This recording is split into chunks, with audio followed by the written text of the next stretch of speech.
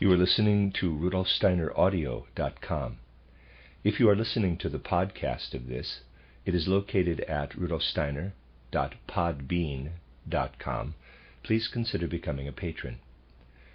This is a reading of a cycle of lectures by Rudolf Steiner entitled Soul Economy and Waldorf Education, Collected Works Volume 303, and translated by Roland Everett. This is Lecture 13 of 16 lectures, given in Dornach on the 4th of January, 1922. When pupils reach the official school-leaving age of 14, they have already entered puberty. Teachers need to bear this in mind with great intensity, well before it actually manifests itself. We only have to look with open eyes at what is happening in the growing human being, both before and during the time of sexual maturity, in order to appreciate the importance of being prepared to meet this challenge. We have already seen during the course of our studies that up to the change of teeth the child is an imitator, and that while there exists as yet no clear differentiation between organic functioning and the activities of soul forces, the child is inwardly given over to those soul and spiritual forces which are streaming downward from the head, forces which still work organically, permeating its entire organism. The way in which these soul-spiritual forces work together with the bodily forces is the most characteristic feature of this particular stage. In order to give you a clear description of what is happening in a young child at this time of life, I find it necessary, once again, to make use of insights gained through clairvoyant consciousness. I do so not because I believe it necessary to formulate ideas in some particular way, but simply because this may best help us to reach an understanding on the basis of all that has been presented so far. When a young child sleeps, its soul and spiritual members leave the physical sheaths, just as happens in a grown-up person, and they re-enter the body during the moment of waking. But in the case of the child, there is as yet no great difference between the conscious experiences in the waking state and the unconscious experiences during sleep.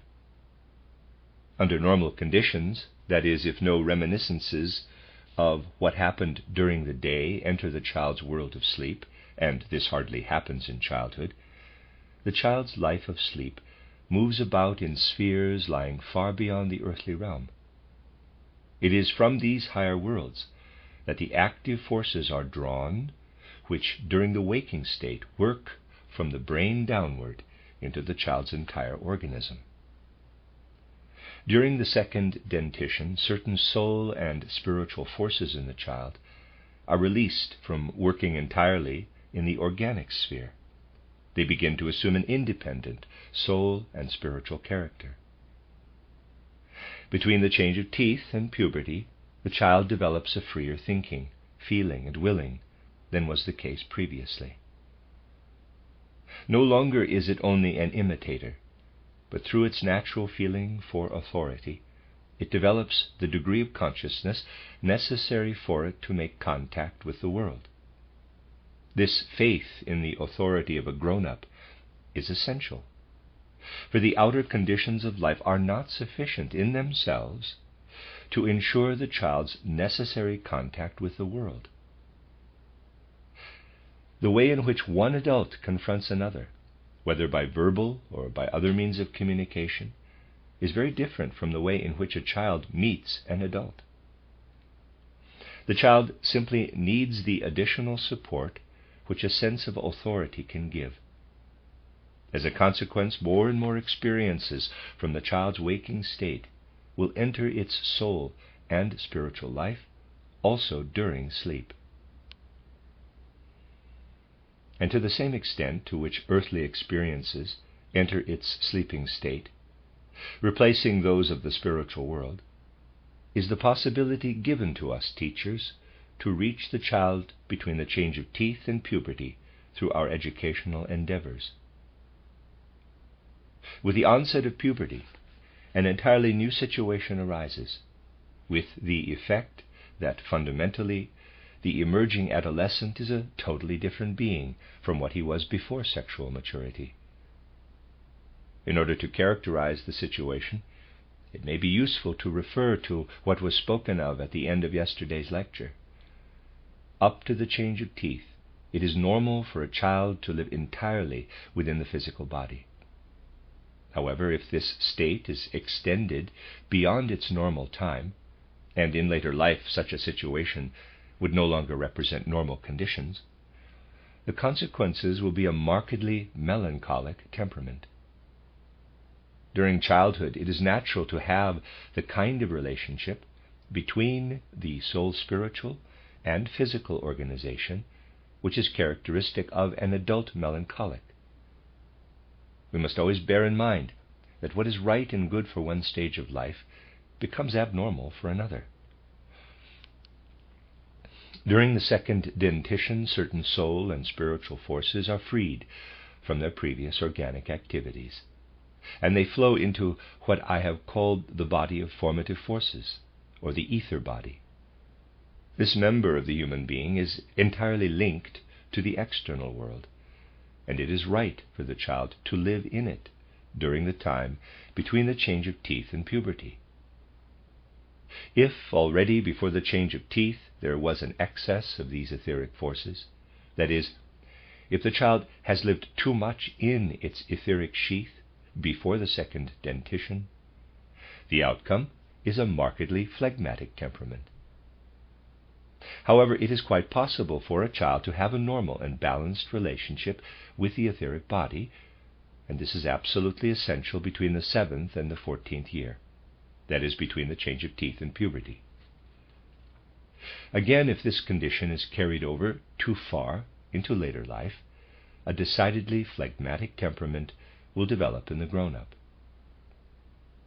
The next member of the human being, which under normal circumstances gains its independent existence in puberty, and which yesterday I called the astral body, the member of the human being which lives beyond space and time, is a real birthplace of the sanguine temperament.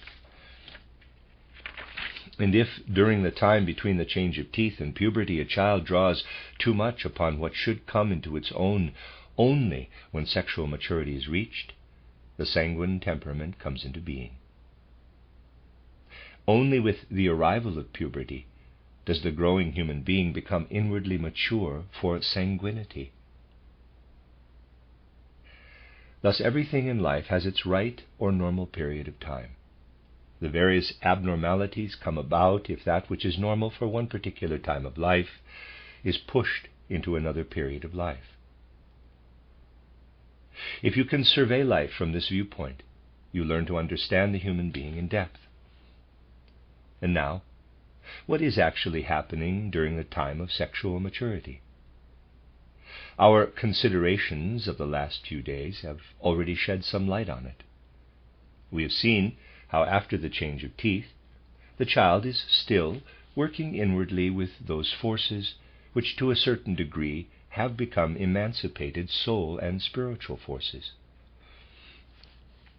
During the subsequent stages, the child incarnates via the system of breathing and blood circulation to where, in the tendons, the muscles grow onto the bones.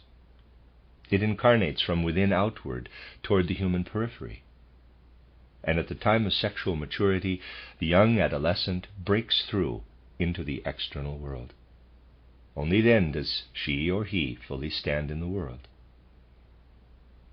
This dramatic development makes it imperative for the teacher to approach the adolescent who has passed through sexual maturity quite differently from the way in which he had dealt with him or her prior to this event.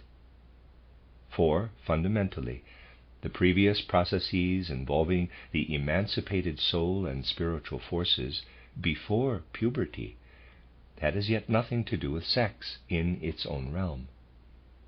True, boys or girls show a definite predisposition toward their sexes, but this cannot be considered as actual sexuality. Sexuality only develops after the breakthrough into the external world, when a new relationship with the outer world has been established. But then, at this particular time, something is happening within the realm of the adolescent's soul and bodily nature, which is not unlike what happened previously during the second dentition. During the change of teeth, forces were liberated to become actively engaged in the child's thinking, feeling, and willing. Forces which were directed more toward the memory. The powers of memory were then released. Now, at puberty, something else becomes available for free activity in the soul realm. These are powers which previously had entered the rhythms of breathing and which subsequently were striving to introduce rhythmical qualities also into the muscular and even into the bony system.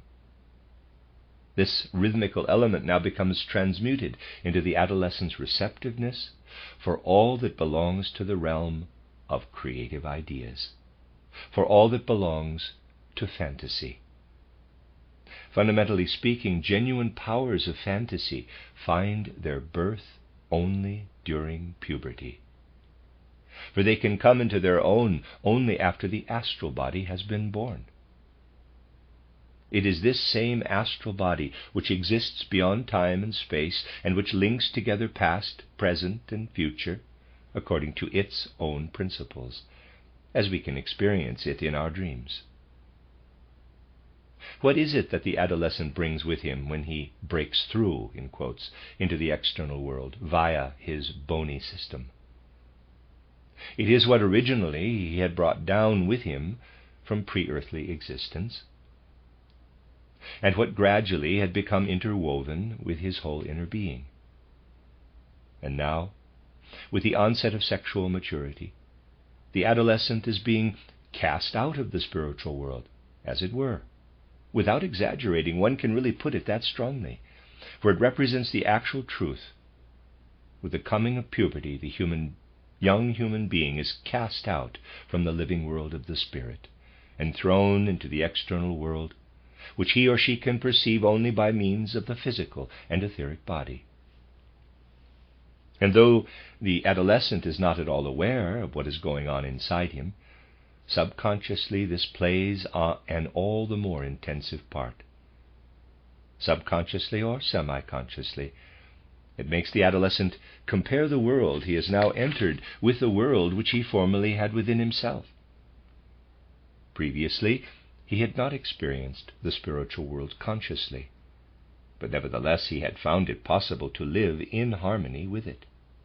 His inner being felt attuned to it, and ready to cooperate freely with the soul and spiritual realm. But now, in these changed conditions, the external world no longer offers such possibilities to him. It presents all kinds of hindrances, which in themselves create the wish to overcome them. This in turn gives rise to the tumultuous relationship between the adolescent and the surrounding world, lasting from the 14th or 15th year till the beginning of the 20s.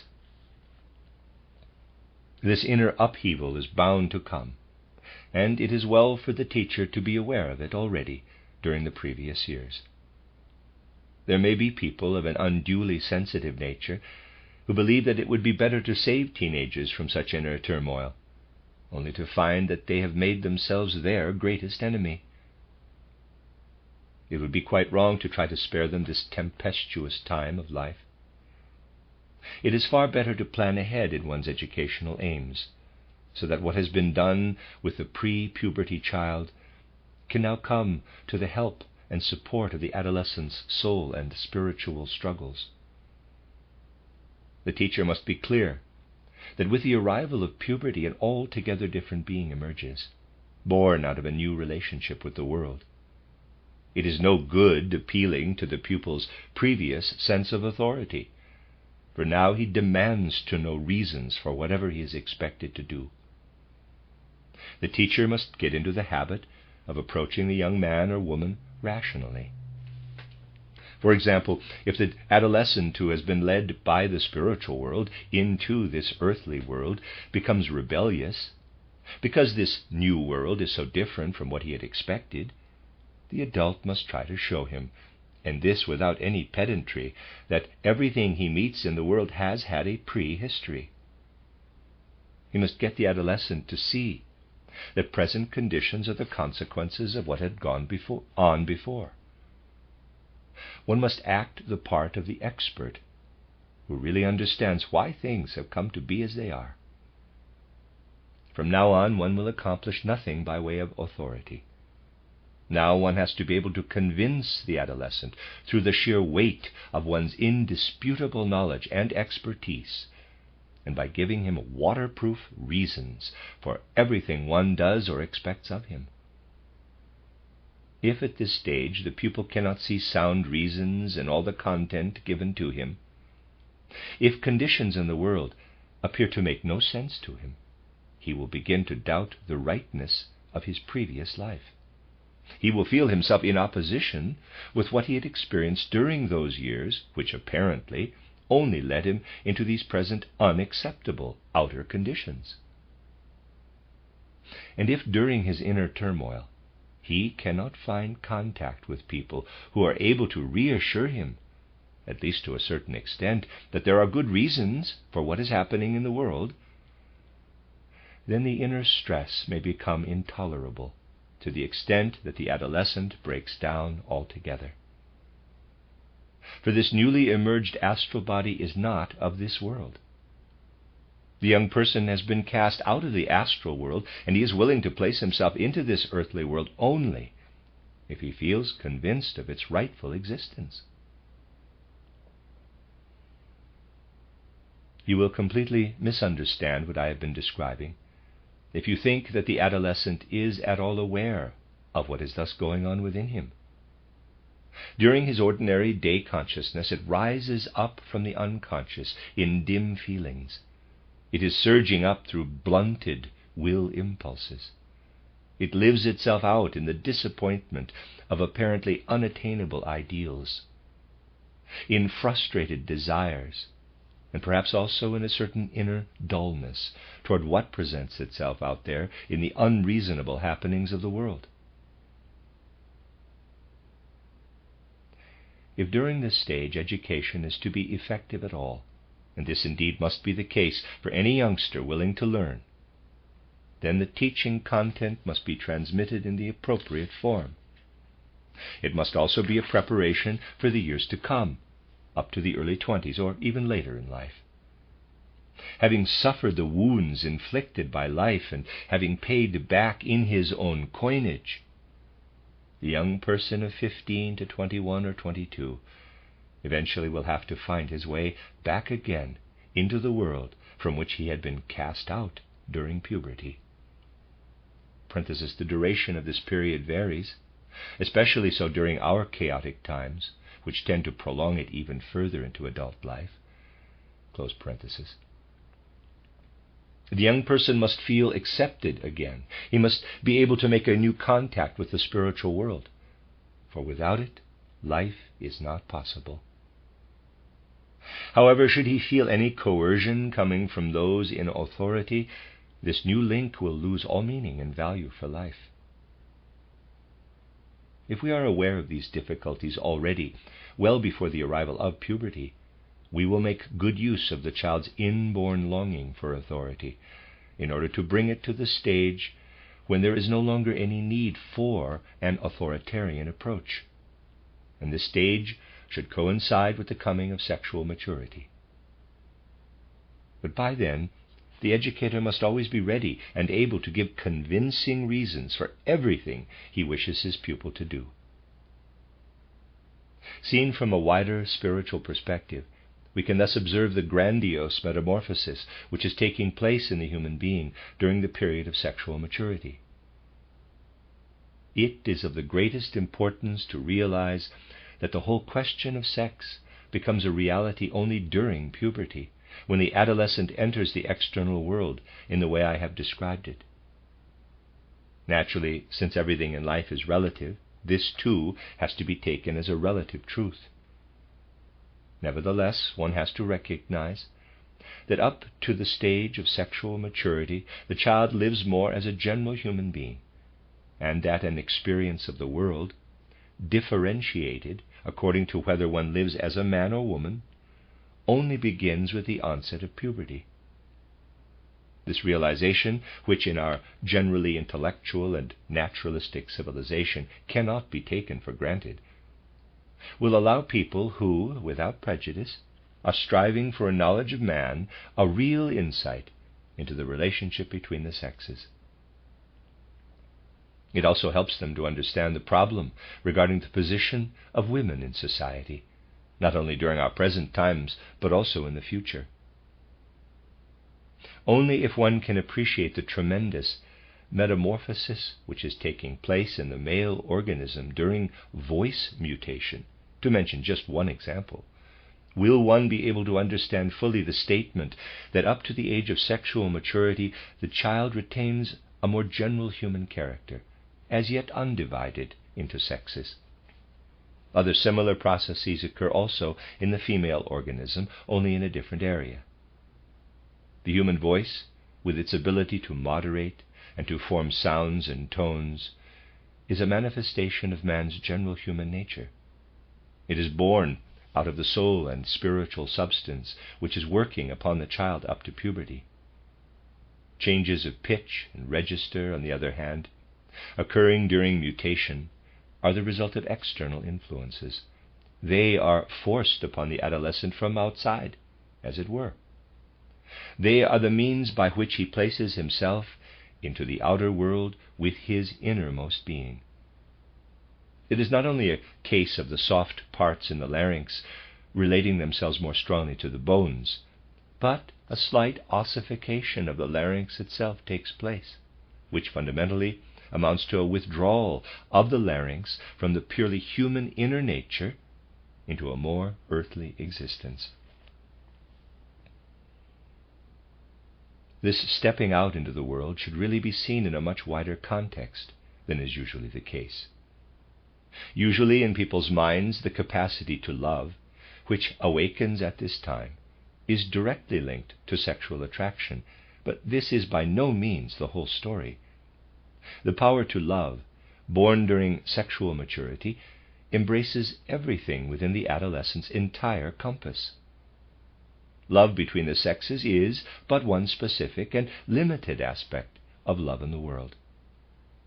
Only by seeing human love in this light can one understand it correctly, and then one also understands its task in the world.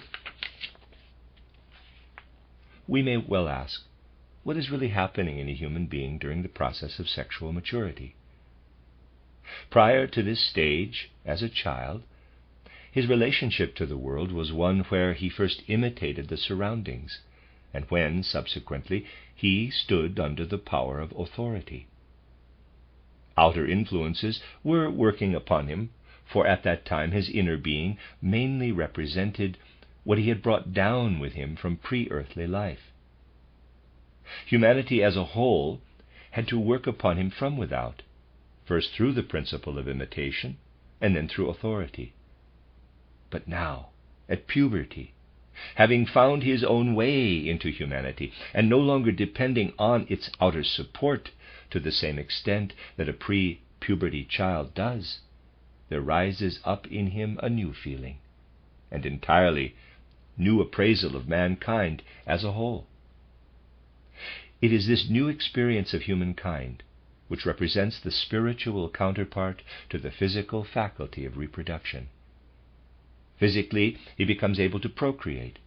Spiritually, he becomes capable of experiencing mankind as a totality. During this new stage, the polarity between man and woman becomes very marked. Only through a real understanding of the other sex by means of social intercourse, also in the realm of soul and spirit, is it possible for the human potential to come to some kind of realization on earth. Both man and woman fully represent humankind, but each in a differentiated way. The woman sees in humanity a gift of the metaphysical worlds. Fundamentally, she sees humanity as the result of a divine outpouring. Unconsciously and in the depths of her soul, she bears a picture of mankind, which acts as her standard of values. and she evaluates and assesses mankind according to this standard. If these remarks are not generally accepted today, it is due to the fact that our present civilization shows all the signs of a male-dominated society. For a long period of time, the most powerful influences in our civilization have displayed a decidedly masculine character. An example of this, however grotesque it may sound, can be found in Freemasonry. It is symbolic of our times that men, if they wish to keep certain matters to themselves, separate themselves off into lodges of Freemasonry. There are also lodges in which both men and women congregate, but in these Freemasonry has already become blunted. They no longer bear its original stamp. The constitution of Freemasonry is of course a specific example, but it is nevertheless indicative of the male-dominated character of our society. Women, too, have absorbed a great deal of the masculine element in our civilization, and because of this, they are actually preventing the specifically feminine element from coming into its own. This is the reason why one so often gains the impression that with regard to inner substance and outer form, there is hardly any difference between the ideals and programs of the various women's movements and those of men, even to the very tone of speeches in which they are delivered. Obviously, these movements are different from each other, in as far as on the one side demands are made to safeguard women's interests, while on the other they are made on behalf of men. But with regard to inner substance, they are scarcely distinguishable from each other. Man, in his innermost being, experiences humanity as something of an enigma. To him it appears as something unfathomable, which poses endless questions, the solutions of which seem to lie beyond his powers. This typically masculine characteristic expresses itself in all the mysterious ceremonial with its dry and manly atmosphere which belongs to Freemasonry. This same male tendency has permeated our culture to such an extent that on the one hand the women are suffering under it, and on the other they are wanting to emulate it, wishing to make it part of their lives too. If you take a good look at modern medicine, with all its materialistic features, if you see how it fails to comprehend human nature, especially with regard to its physical aspect, so that it depends on experimentation, if you observe modern medicine, you will find there the product of a distinctly masculine attitude, however strange this may sound to you. In fact, one could hardly find a better illustration of male thinking than in what modern medicine so blatantly reveals to us. If one expounds the truth today, people tend to think that one does so merely for the sake of putting paradoxical statements into the world. Yet the reality is often paradoxical. Therefore, if one wishes to speak the truth, one has to put up with appearing paradoxical, however inconvenient this may be. While womankind lives more in the image it creates of humanity, man's experiences of humanity are more of a wishful and enigmatic kind. In order to understand this situation, one needs to become clear about one other symptom of our times, which is of particular significance for the art of teaching.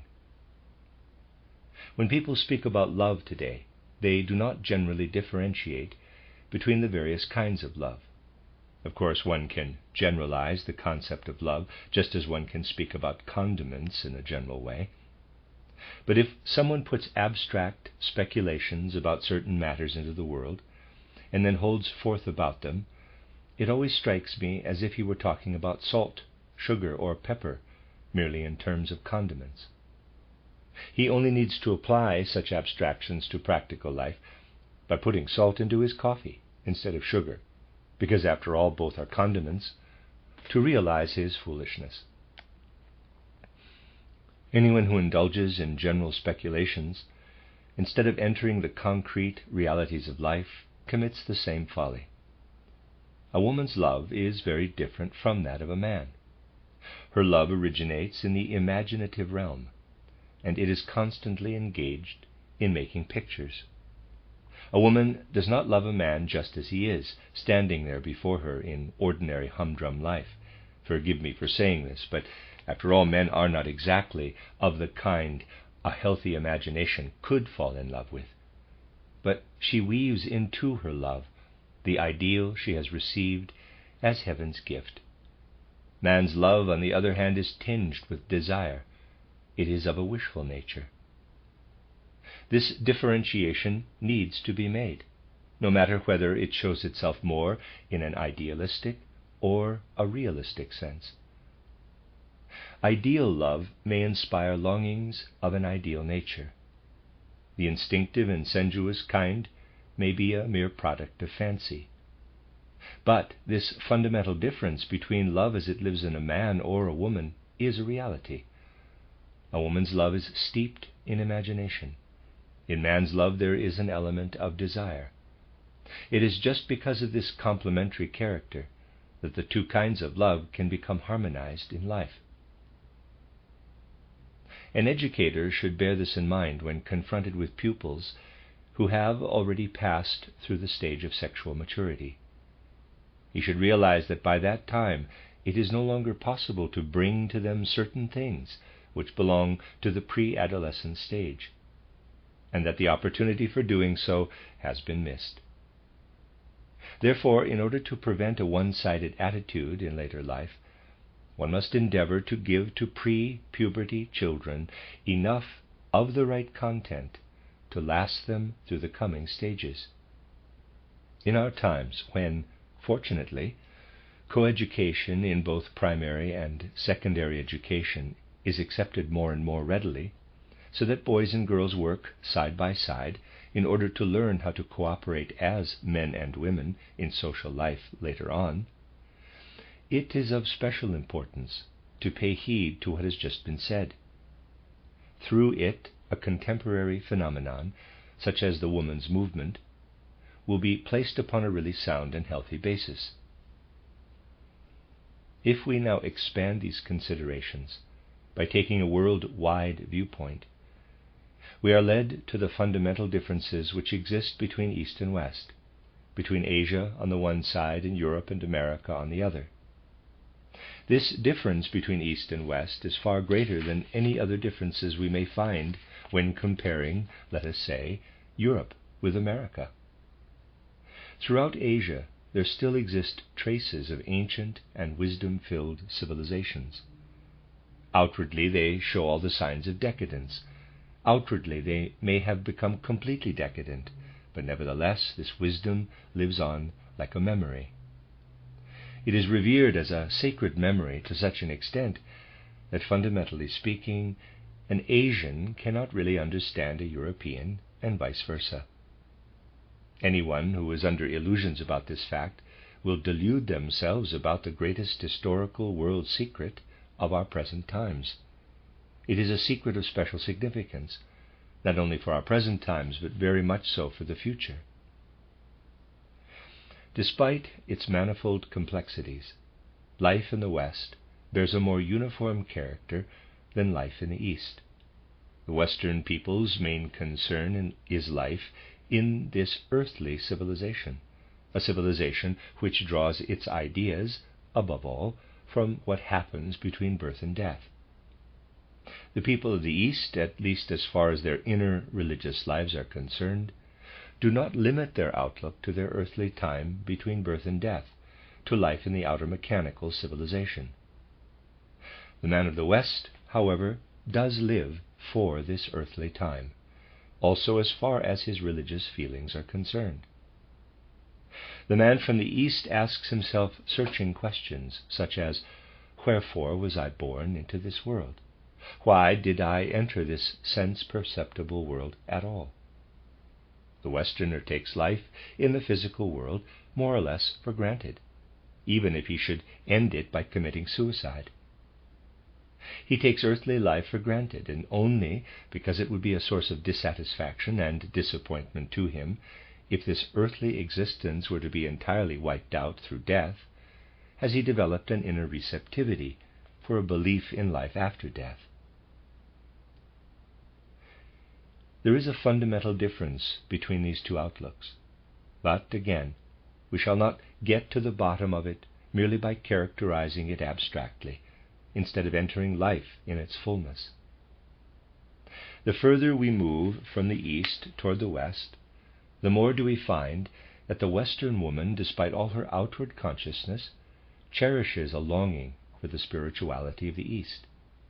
The man of the West, however, presents a totally different picture. He, too, has his secret longings, but not for something vague and misty. His longings spring from what he is inwardly experiencing. From cradle to grave, he is enmeshed in the activities and pressures of his civilization.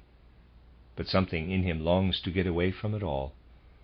This mood of soul we can perceive in all civilized countries around us, from the river Vistula in Eastern Europe, through Germany, France, Britain, right across the American continent, even to the shores of the Pacific Ocean. In all these lands do we find this common attribute. The educator who has to deal with adolescents experiences it too, perhaps to his despair, and without realizing the underlying causes.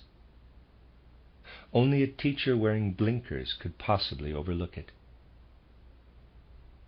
During our previous meetings, I already mentioned that really one ought to throw away all school textbooks, because only the direct and personal relationship of teacher to pupil should work upon the child. But when it comes to teaching adolescents, all available textbooks, and for that matter almost our entire outer civilization, become one great source of pain. I know that there are many people who are unaware of this, because they do not enter real life with sufficiently open eyes. But here, again, in this outer civilization, we find a marked and one-sidedly masculine character. Any book on history, on the history of civilization or anthropology, will confirm this trend.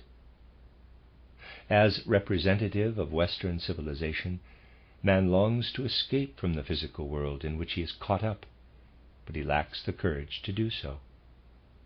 He cannot find the bridge from the sense-perceptible world to the spiritual world.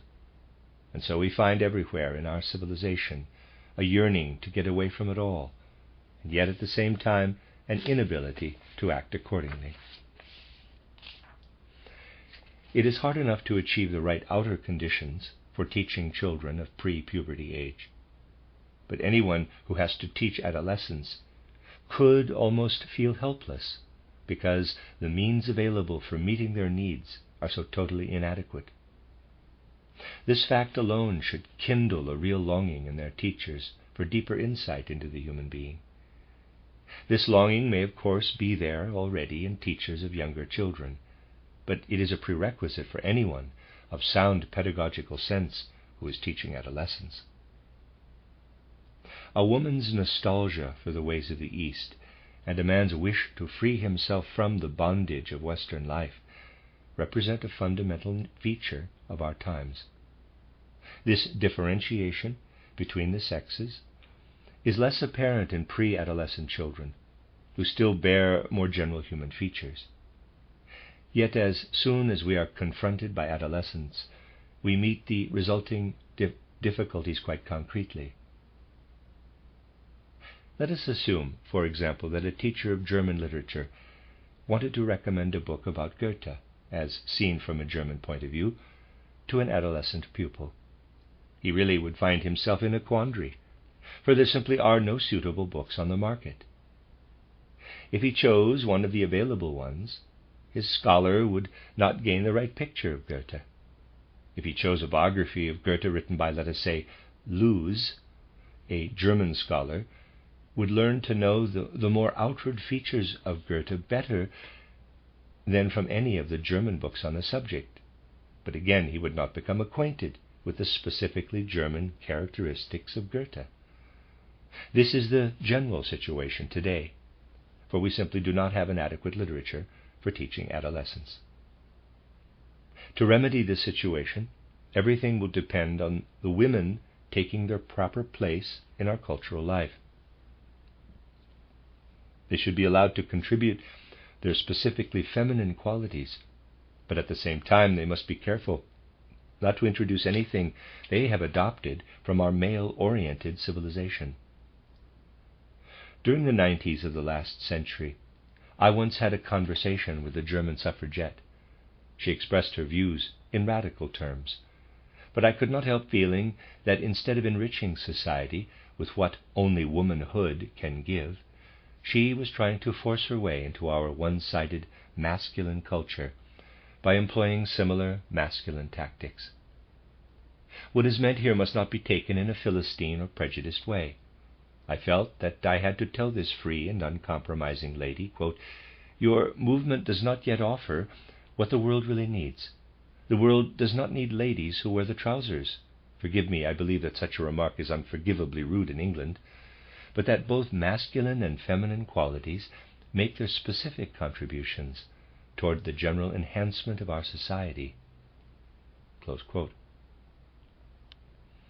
Whenever we as teachers approach the growing human being, we must be aware of the striking contrast between pre-puberty and post-puberty years. Let us take a concrete example. There is Milton's title Paradise Lost. It would be good to use it in our lessons. The question is, when? Those of you who have thought over what has been said so far, and who have understood my remarks about the right time of introducing the narrative and descriptive element, will find that this work by Milton, as all epic poetry in general, would become suitable material after the 10th year. Also Homer will be appreciated best if taught between the 10th and the 14th year. On the other hand, it would be premature to use Shakespeare as study material already at this stage, for in order to be ready for dramatic poetry, the pupil must at least have entered puberty. To absorb the dramatic element at an earlier age would mean that the pupils concerned would have to drive something out of themselves prematurely, something which later on they would definitely miss. What I tried to indicate just now can be experienced vividly. If one has to give, for example, history lessons to boys and girls after their entry into puberty, both masculine and feminine forces were at work during the actual historical happenings, though in a different form from that of today. Yet all historical accounts available for teaching adolescents bear a decidedly masculine quality, as if they had been compiled by Epimetheus. Girls who have reached sexual maturity show little inclination toward such an approach. Boys might find it somewhat boring, but in their case it is not impossible to use this Epimethean way, which is one of judging, of holding on to what can be ascertained and established.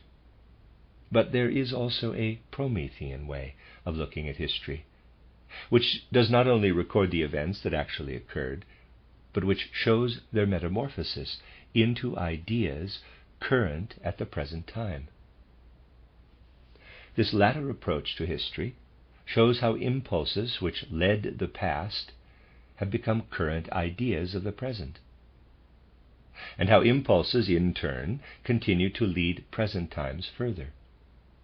This Promethean way of looking at history appeals especially strongly to the feminine element. However, it would be very one-sided to teach history in the Promethean style in a girls' school and in an Epimethean style in a boys' school. The minds of the young men would simply flow back into past times to become even more rigid than they are already.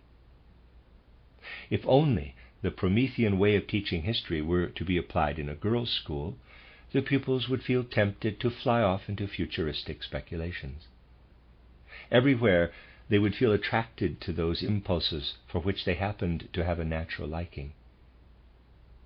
We will achieve a more balanced social life only if we add to the Epimethean way, which up till now is practically the only one available, also an historical outlook bearing the prophetic marks of Prometheus. Then, if both attitudes are alive in our lessons, we shall at last achieve the right approach to history for pupils who have reached the age of sexual maturity. The end of Lecture 13.